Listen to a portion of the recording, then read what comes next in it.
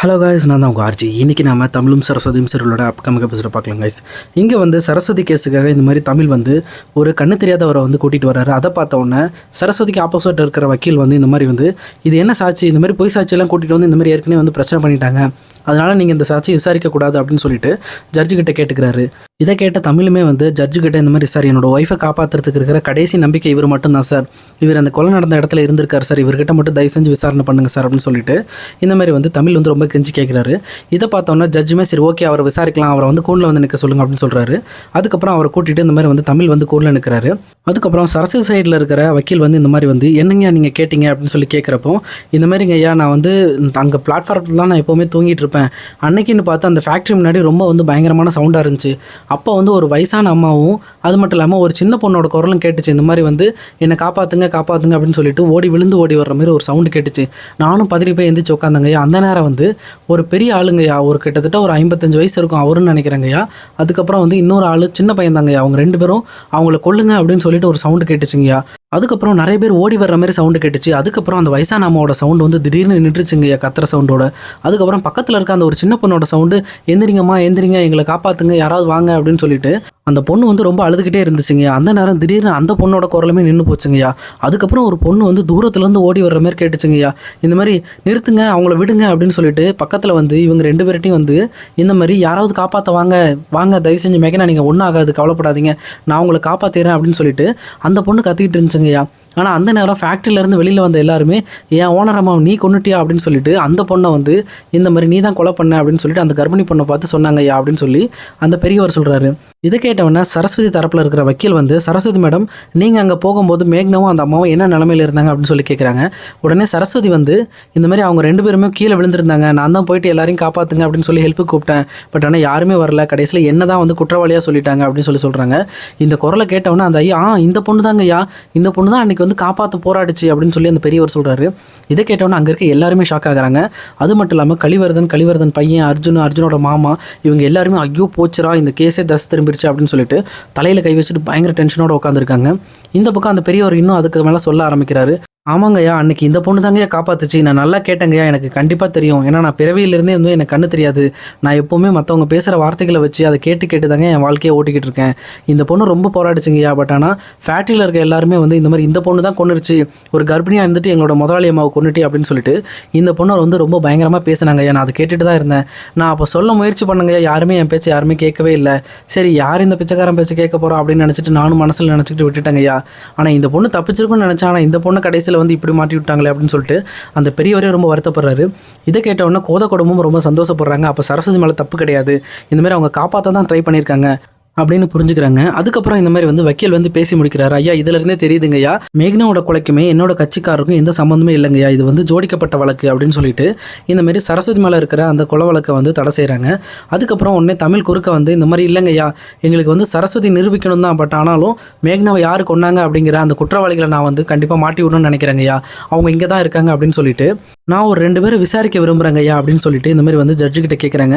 ஜட்ஜுமே வந்து அதை வந்து யோசிச்சுட்டு இருக்க நேரத்தில் எதிர்த்தரப்பு வக்கீல் வந்து சார் அதுக்கெலாம் வந்து அனுமதி கொடுக்க முடியாது சார், இந்த மாதிரி திடீர்னு எல்லாரையும் கூட்டிகிட்டு வந்து விசாரிங்கன்னா எப்படி சார் விசாரிக்க முடியும் அப்படின்னு சொல்லிட்டு எதிர்த்தரப்பு வக்கீல் வந்து ரொம்ப கோபமாக பேசுகிறாரு. இதை கேட்ட ஜட்ஜுமே நமக்கு வந்து கொலையாளியை கண்டுபிடிக்கணும், நீங்கள் வந்து நிரூபிங்க தமிழ் அப்படின்னு சொல்லிட்டு அவங்க வந்து சொல்கிறாங்க. அதுக்கப்புறம் தமிழ் வந்து இந்த ஐயாவை எதிரில் நிறுத்தி ஆப்போசிட்டில் வந்து ஒரு 4 பேரை நிறுத்த சொல்கிறாங்க. அதில் வந்து ஒன்று கலிவர்தன், இன்னொன்று கலிவர்தனோட பையன், அதுக்கப்புறம் நமச்சி, அது மட்டும் இல்லாமல் இன்னொரு வேற ஒருத்தரை கொண்டு வந்து நிற்க வைக்கிறாங்க. ஐயா இந்த மாதிரி அந்த பெரியவர் பேசின வாய்ஸில் வந்து இவங்களை வந்து பேச சொல்லணும், இவங்க பேசுகிற வாய்ஸை வச்சு இது யார் அப்படிங்கிறத அவங்க கண்டுபிடிச்சிட்டாங்க அப்படின்னா அந்த கொலை நடந்த இடத்துல யார் பேசியிருக்காங்க அப்படிங்கிறது தெரிஞ்சிருங்க ஐயா, கண்டிப்பாக அந்த கொலையில் அவங்களுக்கு சம்மந்தம் இருந்துச்சுன்னா அவங்கள கைது பண்ணணும் அப்படின்னு சொல்லிட்டு இந்த மாதிரி வந்து நிபந்தனை வைக்கிறார் தமிழ். உடனே இதை கேட்ட உடனே சரி அவங்கள பேச சொல்லுங்க அப்படின்னு சொல்லிட்டு ஃபஸ்ட்டு வந்து வேற ஒரு ஆளை பேச சொல்கிறாங்க. அப்போ அந்த பெரியவர் வந்து இல்லைங்கய்யா இவர் கொரோனா நான் இப்போ தான் மொதல் டைம் கேட்குறேன் அப்படின்னு சொல்கிறாரு. அடுத்து வந்து நமச்சி பேசுகிறாரு, இவரும் இல்லைங்கய்யா அப்படின்னு சொல்கிறாங்க. கலிவர்தனோட பையனும் நின்றுட்டு இருக்காங்க. அவங்களுக்கும் மனசில் பயங்கர பயம், ஏன்னா அவங்க தான் அந்த இடத்துல பேசிகிட்டு இருந்தாங்க. என்ன பண்ணுறதுன்னே தெரியாமல் கலிவர்தன் ரொம்ப திக்கி பேச ஆரம்பிக்கிறாரு. ஐயா கொஞ்சம் சத்தமாக பேசுங்கய்யா அவங்களுக்கு கேட்கல அப்படின்னு சொல்கிறாங்க. அதுக்கப்புறம் மறுபடியுமே சத்தமாக பேச ஆரம்பிக்கிறாரு. கேட்ட உடனே ஆமாங்கய்யா இந்த குரல் தாங்க கேட்டுச்சு, அவங்கள கொல்லுங்க அப்படின்னு சொல்லி கேட்டுச்சுங்கய்யா, இந்த குரல் தான் அப்படின்னு சொல்கிறாங்க.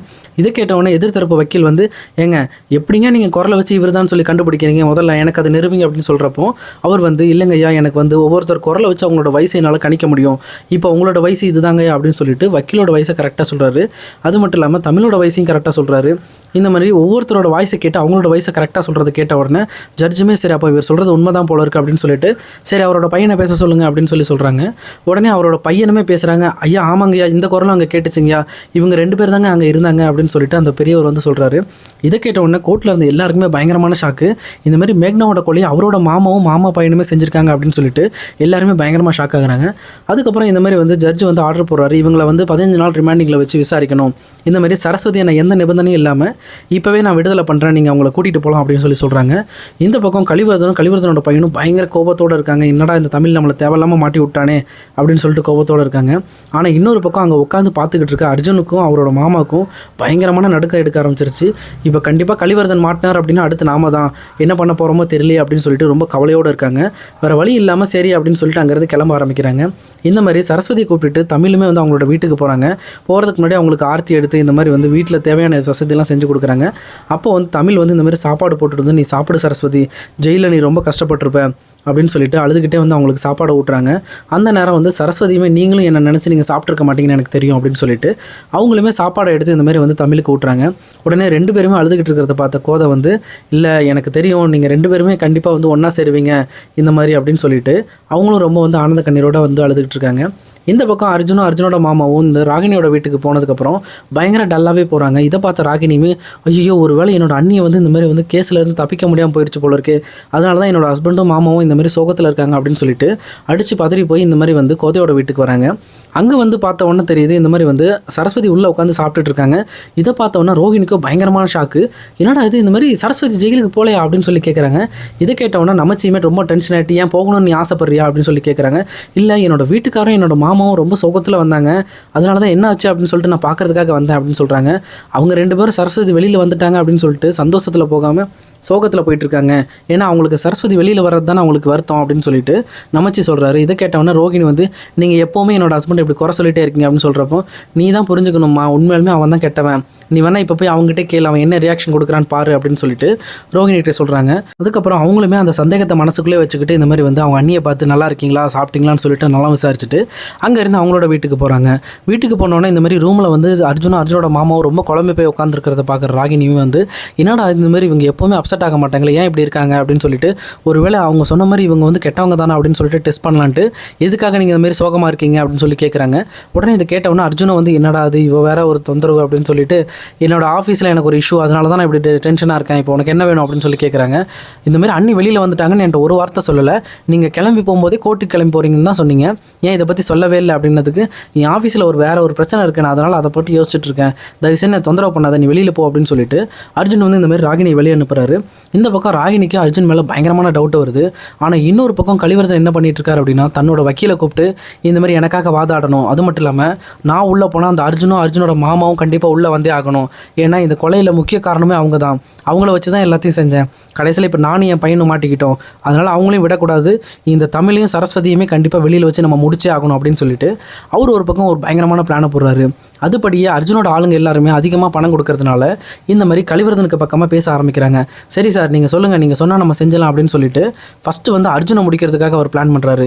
அவன் மட்டும் இருந்தான்னா எனக்கு பிரச்சனை தான், அவனை முடிச்சிரு முதல்ல, அதுக்கப்புறம் அந்த அர்ஜுனோட மாமாவை நான் பார்த்துக்கிறேன் அப்படின்னு சொல்லிட்டு அவங்க வக்கீல்கிட்ட சொல்லி இவருக்காக வந்து ஒரு ஜாமீனையுமே எடுக்க சொல்கிறாரு. அவருமே வந்து ஜாமீனுக்கு அப்ளை பண்ணுறாரு. ஆனால் இந்த பக்கம் இது எதுவுமே தெரியாத அர்ஜுனோட மாமாவும் ரொம்ப மண்டையை போட்டு குழப்பிக்கிட்டு எப்படிலாம் கலிவர்தனை வெளியே எடுக்கிறது, இல்லை பேசாமல் நம்ம தான் எங்கேயோ போயிடுவோமா அப்படின்னு சொல்லிட்டு ரொம்ப வருத்தத்தில் இருக்காங்க. ஆனால் அந்த நேரத்துலையுமே அர்ஜுனோட மாமா வந்து பரவாயில்ல நம்ம ஒரு வழியாக தப்பிச்சிட்டோம், கடைசியில் பிளான் பண்ணவன் மாட்டிக்கிட்டான், செஞ்சவன் தப்பிச்சிட்டோன்ற மாதிரி ஆகிப்போச்சு அப்படின்னு சொல்லிட்டு சந்தோஷப்படுறாரு. இதை பார்த்து அர்ஜுனுமே கோபத்தில் சும்மா இருங்க மாமா, இவ்வளோ பெரிய பிரச்சனை மாட்டிகிட்டு இருக்கோம், நீங்கள் விளையாண்டுட்டு இருக்கீங்களா அப்படின்னு சொல்லிட்டு அவங்களும் பயங்கர டென்ஷனில் இருக்காங்க. ஆனால் இதை தெரியாத தமிழ் வீட்லேயோ அவங்க சரஸ்வதி வந்த சந்தோஷத்தில் ரொம்ப வந்து ஹாப்பியாக இருக்காங்க. ஆனால் இந்த மாதிரி கலிவர்தன் பண்ண பிளானால் இந்த மாதிரி 2 பேருக்கும் என்னென்ன பாதிப்பெல்லாம் வரப்போகுது அப்படிங்கிறத இனி வரப்போகிற எபிசோட நம்ம கண்டிப்பாக பார்க்கலாம் கைஸ். இந்த வீடியோ உங்களுக்கு பிடிச்சிருந்துச்சு அப்படின்னா மறக்காம லைக் பண்ணிடுங்க. இதே மாதிரி வீடியோஸ் வேணும் அப்படின்னா நம்ம சேனலை சப்ஸ்கிரைப் பண்ணிக்கோங்க. See you guys, இன்னொரு வேற லெவலான வீடியோவில் நம்ம மீட் பண்ணலாம்.